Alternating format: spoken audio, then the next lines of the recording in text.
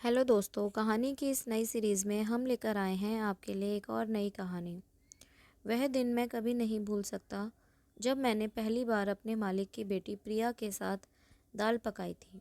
जब प्रिया मेरे सामने आई तो मैं उसे देखता रह गया। हम दोनों ही एक दूसरे को अच्छे लगते थे। हम काफ़ी दिनों से ये घर पर कहने की कोशिश कर रहे थे, लेकिन उसके लिए हमें कभी सही मौका ही नहीं मिला। आज मेरे मालिक अपनी पत्नी के साथ 1 महीने के लिए अमेरिका चले गए थे।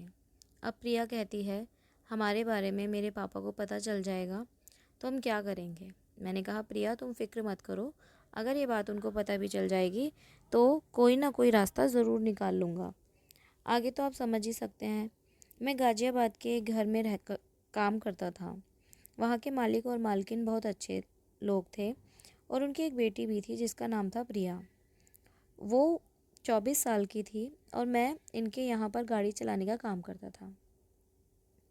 मालिक की बेटी को सुबह कॉलेज ले जाया करता था और शाम को कॉलेज से घर लाया करता था।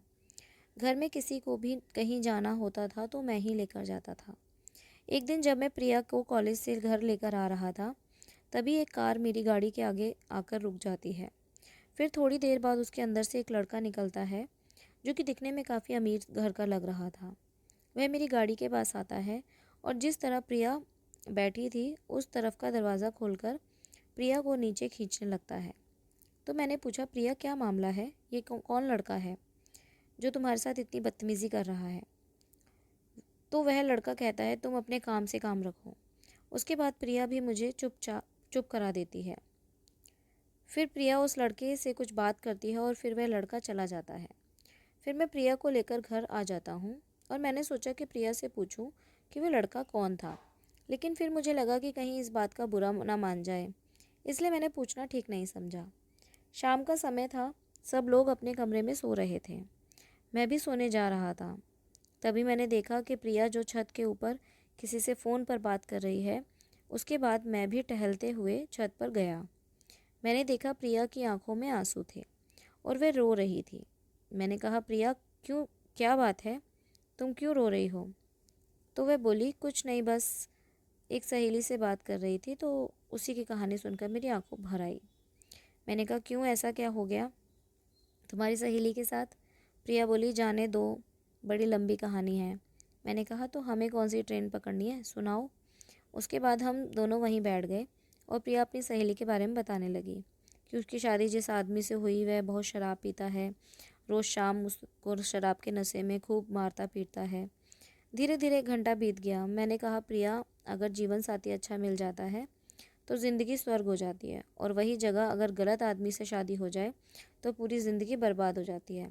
तभी प्रिया बोली, अच्छा तुम बताओ, तुम्हें कैसी पसंद है। मैंने कहा, मुझे तो कैसी भी चल जाएगी, लेकिन अगर वो तुम्हारी जैसी हो तो और भी अच्छा है। प्रिया बोली, क्यों, तुम्हें अपने पसंद की शादी पसंद नहीं है क्या। मैंने कहा, बिल्कुल पसंद है, लेकिन मेरा मानना है कि उसी लड़की के साथ दो जो जीवन भर तुम्हारा साथ निभा सके। उसके बाद हम नीचे चले गए। सुबह जब मैं उठा तो मालकिन मुझसे बोली, अरे रवि, मैं तुम्हारी मालकिन महीने के लिए अमेरिका जा रहे हैं। घर का कुछ काम हो तो तुम अच्छे से घर की देखभाल कर लेना, और हाँ, मेरी बेटी भी यहीं पर रुकेगी तो उसका भी ध्यान रखना। इतना सुनने के बाद मैंने उनसे कहा, आप बेफिक्र होकर जाइए, मैं यहाँ सब कुछ संभाल लूँगा और आपको किसी भी शिकायत का मौका नहीं दूँगा। आप आराम से अमेरिका घूमने के लिए कर आइए, मैं यहाँ सब कुछ देख लूँगा। फिर सुबह के 8 बजे मालिक की फ़्लाइट थी तो वे अमेरिका के लिए निकल गए। अब जहाँ तक मुझे लग रहा था कि प्रिया भी मुझे कहीं ना कहीं पसंद करती है, लेकिन वो ये बात मुझसे कहने में शर्म आती है। शाम का समय था, मैं किचन में खाना बना रहा था। मालकिन के जाने के बाद मुझे ही खाना बनाना पड़ता था। मैं खाना लेकर प्रिया के कमरे में गया। वो सो रही थी। मैंने खाना बगल में रख दिया और प्रिया को आवाज़ लगी कि प्रिया उठकर बैठ गई। मैंने कहा, तुम खाना खा लो फिर सोना। उसके बाद वह खाना खाने लगी और मैं बाहर चला गया। रात के करीब 1 बजे अचानक प्रिया चिल्लाने लगी। मैं उसकी आवाज़ सुनकर भागकर उसके कमरे में गया और मैंने कहा, प्रिया क्या हुआ, तुम चिल्ला क्यों रही हो। तो वह डरते हुए बोली, मैंने डरावना सपना देखा। फिर मैं तुरंत पानी लेकर आया और उसके बाद मैं प्रिया को शांत कराने लगा। मैंने उसे बेड पर बिठाया और कहा, अब तुम आराम से सो जाओ। तो प्रिया बोली, मुझे डर लग रहा है। मैंने कहा, ठीक है, तुम सो जाओ, मैं यहीं बैठा हूँ। धीरे धीरे सुबह हो गई और मैं किचन में गया और चाय बनाकर लाया। फिर हम दोनों ने साथ में बैठकर चाय पी। प्रिया बोली, रवि, तुम सारी रात नीचे बैठे थे? मैंने कहा, तुम्हें डर लग रहा था इसलिए मैं कहीं भी नहीं गया था। तभी प्रिया बोली, मेरा पिज़्ज़ा खाने का बड़ा मन कर रहा है। मैंने कहा, अगर अगर तुम कहो तो मैं जाकर ले आऊँ? तो प्रिया बोली, नहीं, रहने दो, तुम इतनी दूर जाना पड़ेगा। शाम के 6 बज रहे हैं। मैं सब्ज़ी लेने बाज़ार गया। तभी मुझे याद आया कि प्रिया का मन पिज़्ज़ा खाने को हो रहा था। फिर मैंने पिज़्ज़ा भी ले लिया। उसके बाद मैं घर आ गया। मैंने पिज़्ज़ा देने प्रिया के कमरे में गया और वो बैठकर टीवी देख रही थी। मैंने कहा, प्रिया, ये लो पिज़्ज़ा। प्रिया बोली, तो तुम सच में पिज़्ज़ा ले आए? मैंने कहा, हाँ, वह सब्जियां लेने बाज़ार गया था, तभी मुझे याद आया कि तुम्हारा पिज़्ज़ा खाने का बहुत मन कर रहा था, इसलिए मैं ले आया। प्रिया बोली, अच्छा, मैं तुमसे एक बात पूछूं? मैंने कहा, हाँ, पूछो। प्रिया बोली, तुम मुझसे शादी करोगे? ये बात सुनकर मैं शॉक रह गया। दरअसल प्रिया ने वह बात मुझसे कह दी थी जो मैं उससे कहने के लिए बहुत दिनों से सोच रहा था, लेकिन कभी मेरी हिम्मत नहीं पड़ी। मैंने कहा, प्रिया, अगर तुम मेरी ज़िंदगी में आ जाओगी तो मैं तुम्हें दुनिया की सारी खुशियाँ दूंगा और तुम्हें अपनी पलकों पर बिठा के रखूँगा। तभी पीछे से आवाज़ आती है, हम भी यही चाहते हैं कि तुम मेरी बेटी की सारी उम्र खुद से खुश रखो।